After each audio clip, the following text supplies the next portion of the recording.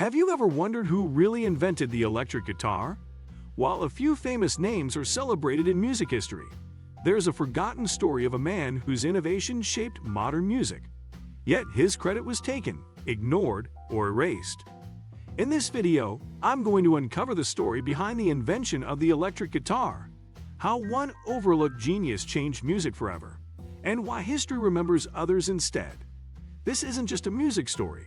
It's a story about recognition, power, and who gets written into history. Before we jump in, if you enjoy uncovering hidden history, untold genius, and the real stories behind world-changing inventions, hit the like button, subscribe, and turn on the bell so you don't miss future videos. The man behind the innovation.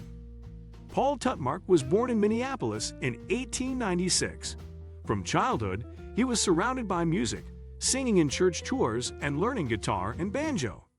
By his teens, he discovered the Hawaiian steel guitar and became obsessed with it. He moved to Seattle in his 20s to work in the shipyards, but music remained his true passion. Throughout the late 1920s, Tutmarc performed on radio and in theaters, becoming well known for his tenor voice and guitar playing. What set Tutmarc apart was his curious mind. He was a tinkerer at heart, always asking how things could be better. In the early 1930s, during the Great Depression, he started teaching guitar lessons in Seattle. But he noticed a problem that frustrated him. Big band music was becoming wildly popular, with brass sections and drums creating thunderous sounds. Acoustic guitars and bass players were getting drowned out. They couldn't be heard over all that noise, and Tutmarc felt sorry for them. So he started experimenting. Using a wire-wrapped magnet as a pickup, he figured out how to electrify guitars by amplifying sound through modified radios. Tutmarc was creating something revolutionary: the stolen pickup design. In the early 1930s, Tutmarc partnered with Arthur Stimson to develop an electromagnetic pickup for guitars. Together, they created a device that could pick up string vibrations and turn them into electrical signals. This was groundbreaking technology, but here's where things get ugly. Tutmarc wanted to get a patent for their pickup design. He spent $300 on a patent search, a massive amount during the Depression.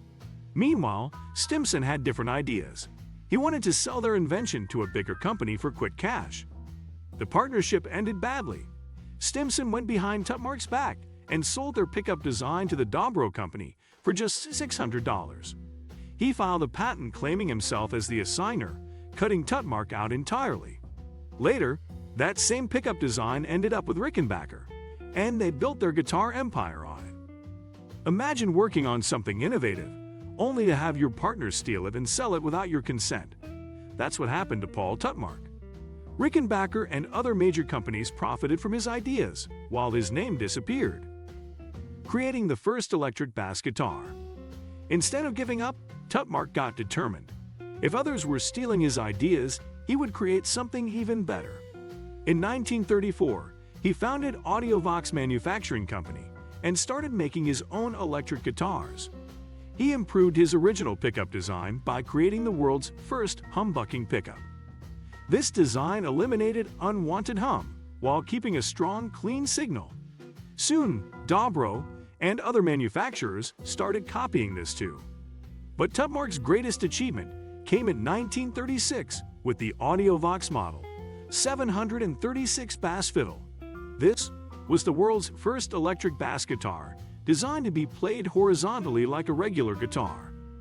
Before this, bass players struggled with massive upright acoustic basses that were hard to transport and impossible to hear in loud venues. Tutmarc's bass was solid-bodied, had frets for precise fingering, included a volume knob, and could be easily carried. He built it to help bass players who were tired of traveling alone because their giant instruments wouldn't fit in cars with the band. The Audiovox bass was revolutionary and 15 years ahead of its time. Yes, 15 years before Leo Fender supposedly invented the electric bass in 1951, Paul Tutmarc had already done it. Why history forgot him? So why do we all know Paul Tutmarc's name? Why does Leo Fender get all the glory? The answer is simple. Tutmarc never focused on marketing and national distribution. He was too busy teaching guitar, performing on his weekly radio show, running his store, and playing in bands. He loved music and invention more than business. The Audiovox guitars and basses were only sold in the Seattle area. There was no national advertising, no celebrity endorsements, no distribution network. Tutmarc sold his instruments to local musicians. His wife Lorraine was one of the first to perform with the Audiovox bass. The bass sold for $65 and the amplifier cost $75. But without proper marketing, nobody outside the Pacific Northwest knew they existed. Meanwhile, companies like Fender and Gibson were building massive marketing machines, getting their instruments into the hands of famous musicians, and making sure everyone knew their brand names. When Leo Fender released his precision bass in 1951, it became a massive commercial success, not because it was the first electric bass guitar, but because Fender knew how to sell it to the world. The Audiovox company folded around 1950, and Tutmarc's contributions basically fell through the cracks of history. For decades, every guitar history book credited Leo Fender as the inventor of the electric bass. Paul Tutmarc's name was nowhere to be found. Only 4 original Audiovox Model 736 bass guitars are known to exist today.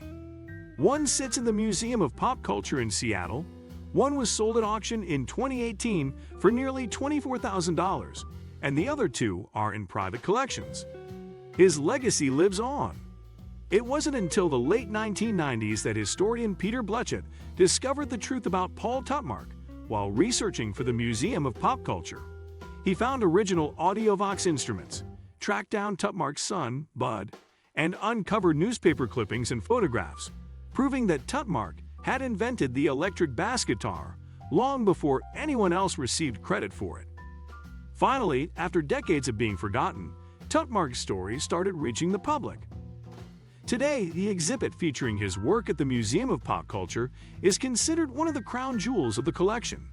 It remains a permanent display, educating visitors about the real history of the electric guitar and bass. But for most people, the name Paul Tutmarc still means nothing. They've never heard of him, even though every bass player in the world owes him a debt of gratitude. Tutmarc continued performing and teaching until the late 1960s, passing away from cancer in 1972 at the age of 76. He never became rich or famous from his inventions. He never got the recognition he deserved during his lifetime. But his impact on music is undeniable. Without Paul Tutmarc, rock and roll, as we know it, might not exist. The sound of the electric bass that drives nearly every popular song today started in a small Seattle studio with a curious man who just wanted to help musicians be heard. When you step back and look at it, the story of the electric guitar isn't just about sound. It's about legacy. Innovation doesn't always guarantee recognition, especially when the system decides who deserves the spotlight. I'd love to know, were you aware that the electric guitar's origins were more complicated than you were taught? Share your thoughts in the comments. Conversations like these help keep forgotten innovators from disappearing. If this video helps shine light on a story that deserves to be remembered, don't forget to like, subscribe, and share it with someone who loves music, history, and untold truths. Thanks for watching, and I'll see you in the next one.